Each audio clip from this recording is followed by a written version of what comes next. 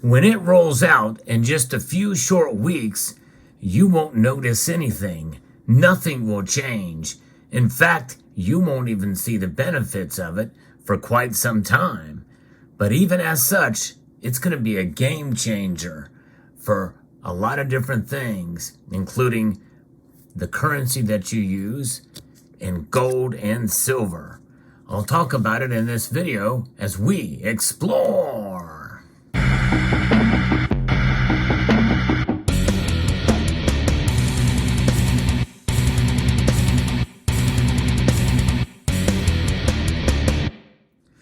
Folks, this is a big deal. I've posted several videos on this topic before, but I cannot be stressed enough.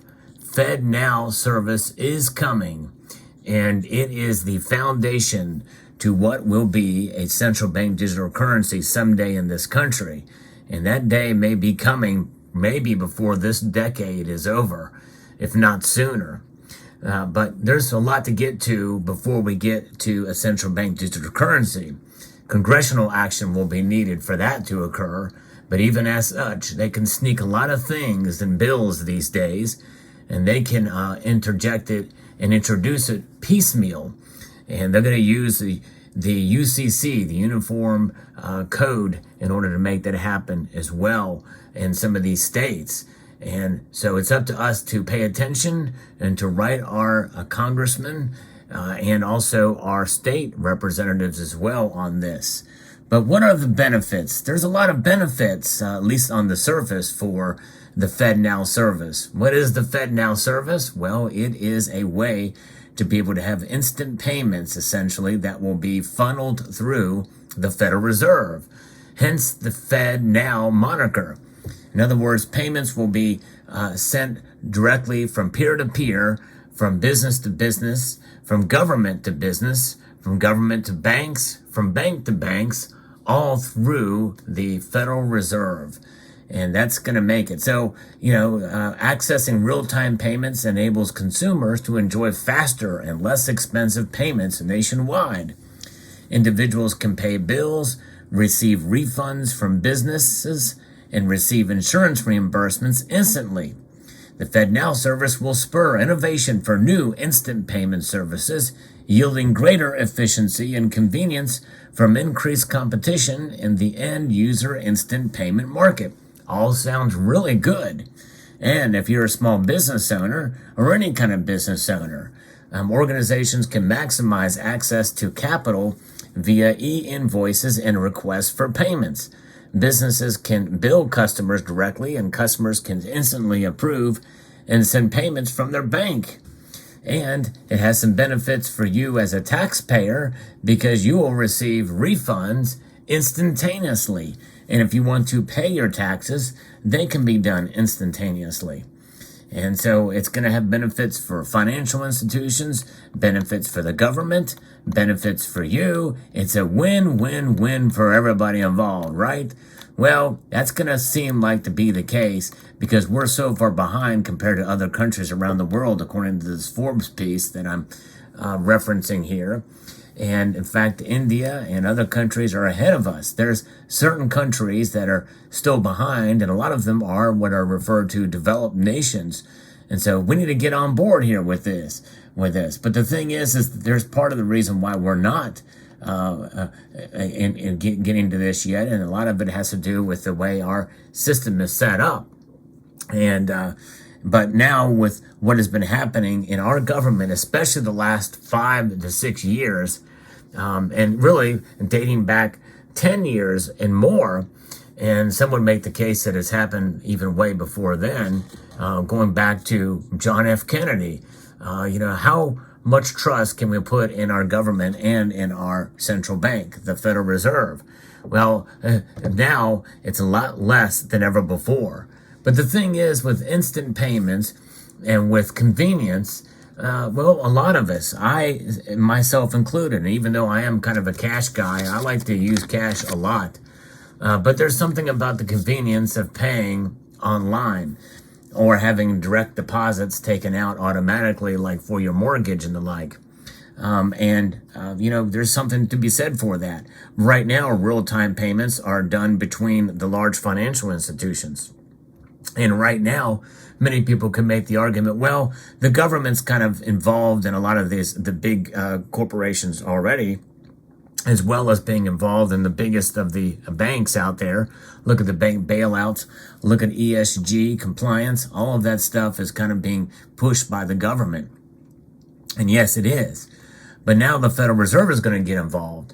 And the Federal Reserve has even less accountability in so much that it is a quasi-public-private enterprise whose board of governors are appointed by the president, approved by the Senate, but nonetheless, once they're there, they can kind of do what they will and do what they want. And the FedNow service is being implemented with this, for as far as I know, without congressional oversight or approval or anything. It is the rails for a new payment system. And that is how it's being described by the proponents for this. In other words, it's setting up a new infrastructure for payments that'll be essentially vetted through the Federal Reserve. That vetting is supposed to stop a lot of the problems with money laundering and all sorts of different things. But when you tie ESG to it, or DEI to it as well, and any kind of social and governance, that means that they will be able to vet transactions and stop them. In fact, there's concerns, plenty of concerns about this as being the foundation and the rail system for the train that will be a central bank digital currency. Even Democratic presidential candidate Robert F. Kennedy has been issuing warnings on central bank digital currencies and their threat to economic freedom of U.S. citizens. The ability to save and spend without political interference is a prerequisite for the exercise of meaningful dissent, and I will defend it accordingly. This is not a right or left wing issue. It's about protecting democracy from powerful established interest. Well, I'll kind of put a little correction there. We don't have a democracy in this country. Thank God. That's essentially mob rule. We have a representative republic, but that's aside from the point. The digitization of currency has given government unprecedented powers to surveil and control economic life. This is why I oppose central bank digital currencies, which will vastly magnify the government's power to suffocate dissent by cutting off access to funds with a keystroke. And he also supports, decentralized forms of payments like cryptocurrencies. And so, I agree with him. And FedNow is being, this sort of rail system for a central bank digital currency. It's not a central bank digital currency, make no mistake, but it is the foundation for it. And it will... It's a service that the Federal Reserve will offer to banks and credit unions to transfer funds for their customers. The Fed and FedNow cannot access individual bank accounts or control how they choose to spend their money. From the Federal Reserve in an email for an inquiry from the Associated Press. But the thing is that they don't need to access the individual bank accounts because they are going to be the arbiter and the controlling agency of all transactions. They can stop them like that in their tracks. They just put a stop to it. This is supposed to revamp the Fed's outdated automated clearinghouse system. It'll be an upgrade, and they're basically making this look like it's just a one step further, but that puts them in complete control of everything through the Federal Reserve, which, in my view, that's not why they were set up. They were not set up to facilitate transactions. They were not set up to vet transactions. That's not what their purpose is. Their purpose, as mandated in the legislation from December of 1913, was to essentially provide a stable dollar and stable employment. And their work to try to provide that as a central bank, to be able to provide that. And I even think that's unconstitutional. In my view, really, we probably shouldn't even have a central bank, at least in that form. But nonetheless, this is where we are, and we've got to manage it and deal with it. And this is coming. And by the way, I will say that the FedNow service, many of us will see the benefits of it. And likely some of you watching this video will say, well, it's not bad. I've not seen anything bad about it, Sal. It's been 2 years since it's been implemented, and it's been great. Everything's been instantaneous. It's been great. It's been fine. Well, when you have a frog and you take that frog and you put him in a nice pot of water, and it's lukewarm and it's nice and comfortable for that frog. He's not freezing. He's not burning up. It's just nice and comfortable. And then you heat it up just a little bit. Oh, this is even better. This is really nice. It was a little bit tepid, kind of lukewarm before, but it's comfortable. But now it's really comfortable, and I like it. And I'm going to like it for a long, long time. And it stays at that temperature.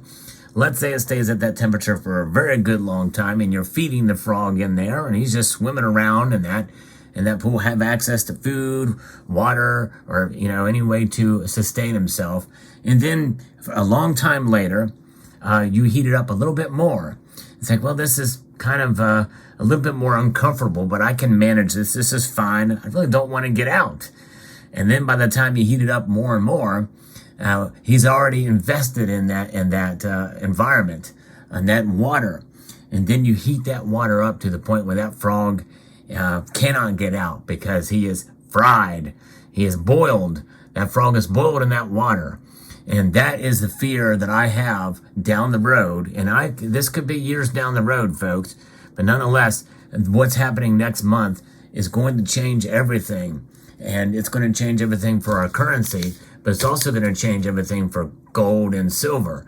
And here's where gold and silver comes in. I think that there's going to be a portion of the population that is going to be awake to this and understanding that this is not a good thing. And they will start to look for gold and silver to buy, to protect themselves as an alternate form of store of value, and maybe even an alternate way to transact. Yes, indeed. And that includes Arium notes like the goldback. And the goldback very well could gain popularity as a established system of transactions, volunteer money, using gold in this case for small transactions, but you could also use small gold coins. You could essentially even use constitutional silver, such as a $50 here for transactions. You could use 10th ounce gold coins, even full ounce gold coins for some larger transactions, for peer-to-peer transactions that are untraceable, untrackable. I think you might see an increased interest in gold and silver. And I think that's going to be good as you start to see people wake up. Even if a 10th of the population start to question the FedNow service and what it's going to lead to, a 10th of it that they question it, and a 10th of those people start to wake up to the importance of gold and silver, it's going to change everything, folks. Think about it. So you're in early. My viewers here, and if you're watching this video and for the first time in your introduction to my channel, I hope you will continue to watch more videos, maybe subscribe to the channel, but you're one of the few out there that is starting to see what's going on in the world today. And I'm not an alarmist. I'm not one of those that says, hey, watch out, the world is going to end tomorrow or anything like that.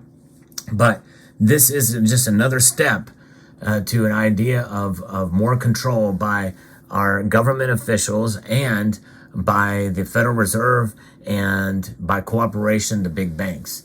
So there you have it. I wanted to make you aware of this again. This is a very important subject. And so I hope you found this video insightful, educational, and informative. And I would like to extend a multitude of gratitude to all of you for taking the time to watch this video, and to encourage you to please rate, share, comment, and subscribe.